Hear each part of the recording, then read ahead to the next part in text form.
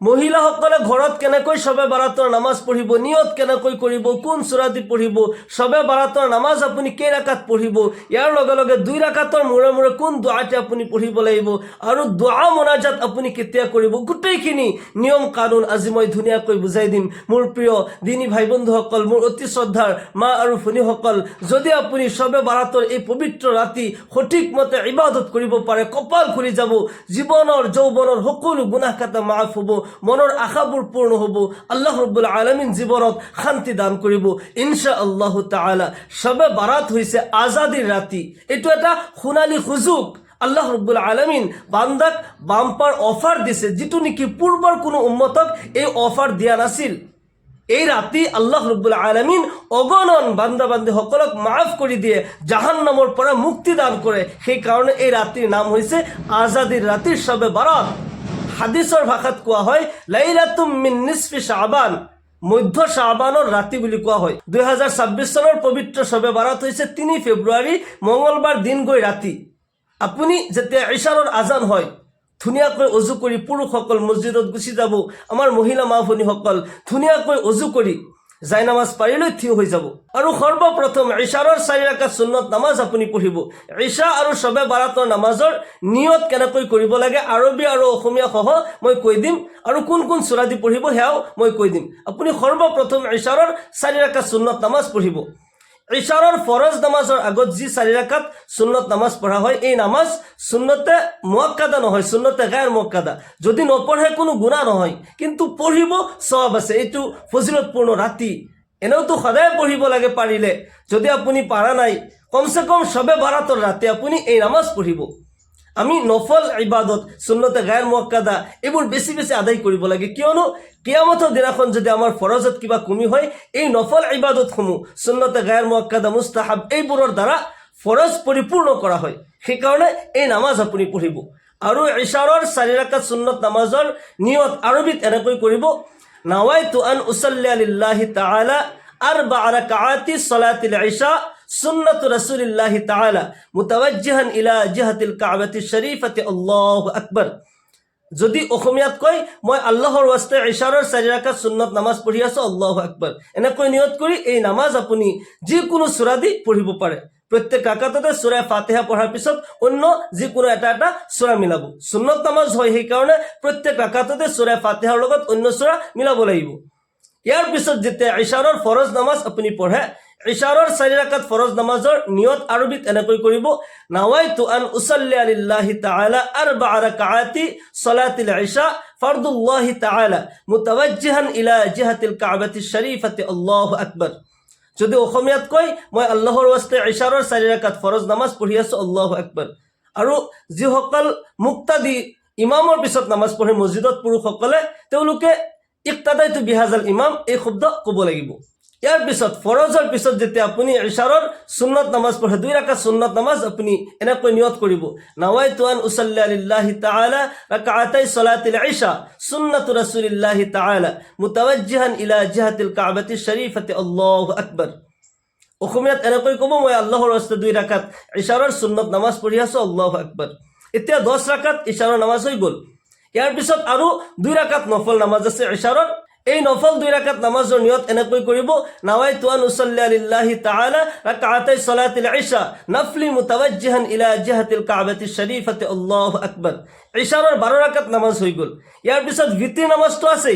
ভিত্তিৰ নামাজটো শবে বাৰাতৰ নামাজ পঢ়াৰ গোটেই শেষত ভিত্তিৰ নামাজ পঢ়িব লাগে। আল্লাহৰ নবী সাল্লাল্লাহু আলাইহি ওয়াসাল্লামে ভিত্তিৰ নামাজটো দেৰিকৈ পঢ়িছিল, ৰাতিৰ নফল নামাজবোৰ আদায় কৰি পিছত ভিত্তিৰ নামাজ পঢ়িছিল। আৰু ভিত্তিৰ নামাজৰ তৰিকাও মই কৈ দিম।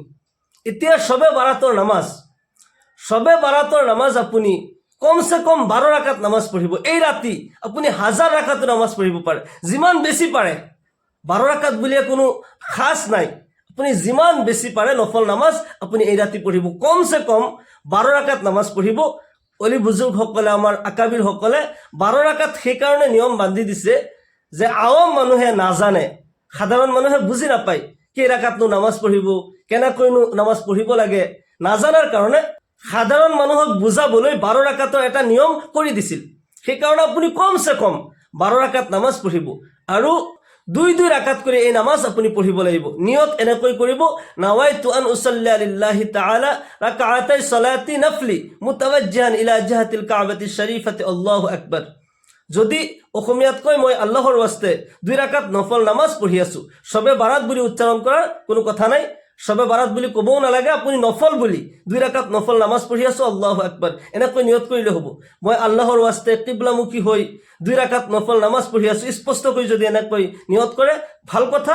আৰু যদি অন্তৰত আছে, নিয়ত মানে হৈছে আল কাজদু ওয়াল ইৰাদাতু, ইচ্ছা কৰা, সংকল্প কৰা, আপুনি কি কৰিম বুলি ভাবিছে সেইটোৱে আপোনাৰ নিয়ত হয়। মই আগতেও বহুত কেইটা ভিডিঅ'ত কৈছো, নিয়ত স্পষ্টকৈ আৰবী অসমীয়াত স্পষ্ট কোৱাৰ কোনো প্ৰয়োজন নাই, মনত থাকিলেই হ'ল মই আল্লাহৰ ওয়াস্তে 2 ৰাকাত নফল নামাজ পঢ়ি আছো, এনেকৈ নিয়ত কৰিলে হ'ব। আৰু এই নামাজ কোন সূৰা দি আপুনি পঢ়িব, এইটো হৈছে ডাঙৰ প্ৰশ্ন।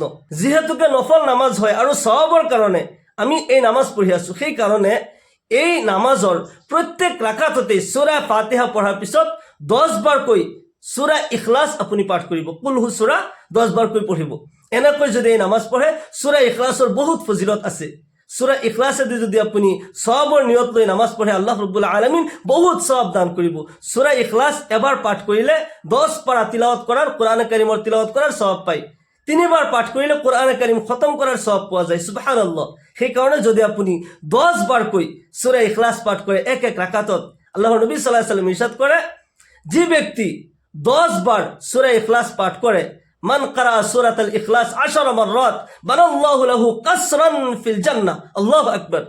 যে ব্যক্তি সূরা ইখলাস 10 বার পাঠ করিলে আল্লাহ রাব্বুল আলামিন সেই ব্যক্তির কারণে জান্নাতত এটা বিল্ডিং তৈয়ার করে দিয়ে, বালাখানা তৈয়ার করে দিয়ে। সুবহানাল্লাহ। সেই কারণে আপনি প্রত্যেক রাকাততে সূরা ফাতিহা পঢ়াৰ পিছত সূৰা ইখলাস 10 বাৰকৈ পঢ়িব। আপুনি 3 বাৰকৈ পঢ়িব পাৰে আৰু বেছিবাৰ 20 বাৰ 25 বাৰকৈ 30 বাৰকৈও পঢ়িব পাৰে। কিন্তু এই হাদিসৰ মতে যদি সূৰা ইখলাসৰ ফজিলতৰ আশা কৰি আপুনি নামাজত প্ৰত্যেক ৰাকাততে 10 বাৰকৈ পাঠ কৰে, আপুনি সূৰা ইখলাস তিলাওয়াত কৰাৰ সওয়াবও পাব আৰু নামাজৰ সওয়াবও পাব। ডাবল সওয়াব আল্লাহ ৰাব্বুল আলামিন আপোনাক দান কৰিব।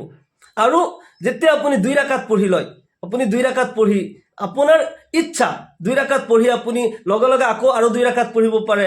যদি আপুনি ইচ্ছা কৰে এইখিনি জায়গাত বহি অলপ সময় বহি জিৰাই আপুনি তাসবিহ তাহলিল কৰিলে, সুবহানাল্লাহ আলহামদুলিল্লাহ ওয়ালা ইলাহা ইল্লাল্লাহ আল্লাহু আকবাৰ এনেকুৱা জিকিৰ কৰিলে, লা ইলাহা ইল্লাল্লাহ জিকিৰ কৰিলে, বহুত ভাল কথা। আপুনি নামাজও পঢ়িব, মাজে মাজে জিকিৰো কৰিব। এই ৰাতি অকল নামাজ নহয়, আল্লাহৰ ৰাসূল জনাবে মুহাম্মদুৰ ৰাসূলুল্লাহ সাল্লাল্লাহু আলাইহি ওয়াসাল্লাম হযরত আয়েশা সিদ্দিকা রাদিয়াল্লাহু আনহাক প্রশ্ন করে, হে আয়েশা তুমি জানানে এই রাতি কি হয়? হযরত আয়েশা সিদ্দিকা রাদিয়াল্লাহু আনহা আরজ কইলে, ইয়া রাসূলুল্লাহ কি হইনো এই রাতি?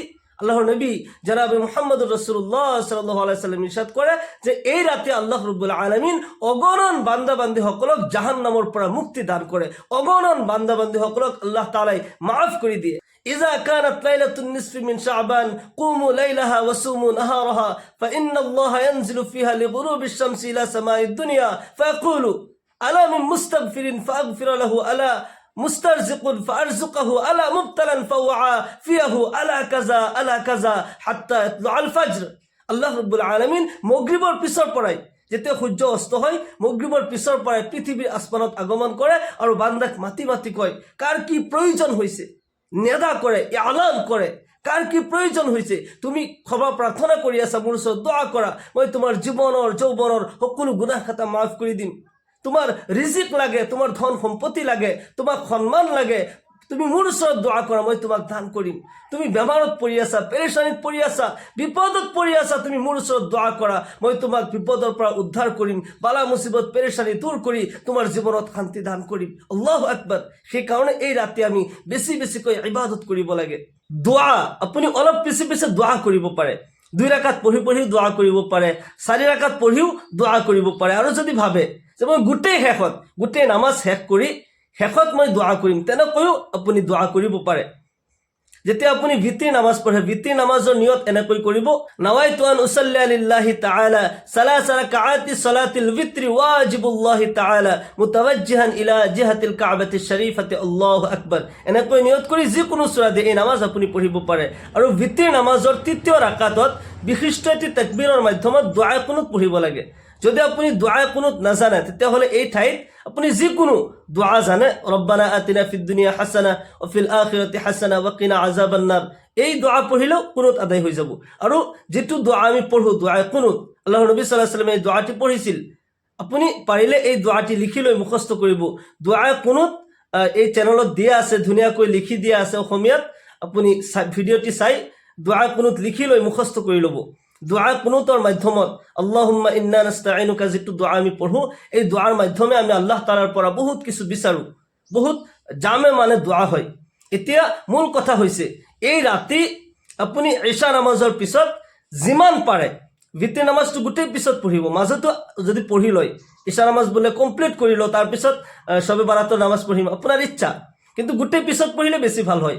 আৰু শবে বাৰাত এই ফজিলতপূৰ্ণ ৰাতি আপুনি যিমান বেছি পাৰে, 12 ৰাকাত বুলি কোনো নিৰিখ নাই, আপুনি যিমান বেছি পাৰে নফল নামাজ পঢ়িব। আৰু 2 ৰাকাতৰ পিছত যে কোনো দুআ খাস তেনেকুৱা কোনো কথা নহয়। আপুনি অলপ নামাজ পঢ়িলে 2 ৰাকাত কিংবা 4 ৰাকাত নামাজ পঢ়িলে, অলপমান জিকিৰ কৰিলে, কোৰআনৰ তিলাৱত কৰিলে, আকৌ নামাজ পঢ়িলে, এনেকৈও আপুনি ইবাদত কৰিব পাৰে। গোটেই ৰাতিটো এই ৰাতি ইবাদত কৰি থাকিব, গোটেই আলমৰ কাৰণে, গোটেই পৃথিৱীৰ মানুহৰ শান্তিৰ কাৰণে দুআ কৰিব। আল্লাহ ৰব্বুল আলামিন যেতিয়া অন্য কাৰোবাৰ কাৰণে আপুনি দুআ কৰে, তেতিয়া ফিৰিস্তাসকলে আমিন আমিন কৈ থাকে। অৰ্থাৎ আপুনি যাৰ ভালাইৰ কাৰণে আপুনি দুআ কৰিছে, অমুকৰ ভাল হোক, অমুকক আল্লাহ ৰব্বুল আলামিন শান্তি দান কৰক, ফিৰিস্তাই আপোনাৰ কাৰণে দুআ কৰে তোমাৰো ভাল হোক, তোমাৰ জীৱন শান্তিময় হোক, তোমাৰ জীৱনৰ পেৰেচানি দূৰ হৈ যাক। সেইকাৰণে আমি আনৰ কাৰণে দুআ কৰিব লাগে, অকল নিজৰ কাৰণে নহয়, আপোনাৰ মা বাবাৰ কাৰণে, ওচৰ চুবুৰীয়া ৰিষ্টেদাৰৰ কাৰণে, গোটেই আলমৰ মুমিন মুছলমানৰ কাৰণে, সকলোৰে কাৰণে আমি দুআ কৰিব লাগে। আল্লাহ ৰব্বুল আলামিন এই ৰাতি যদি সঠিক মতে আমি ইবাদত কৰিব পাৰোঁ, আমাৰ জীৱনৰ সমস্যাবোৰ সমাধান হ'ব, গুনাহ খাতা মাফ কৰি আল্লাহ ৰব্বুল আলামিন ইহকাল পৰকালত শান্তি দান কৰিব।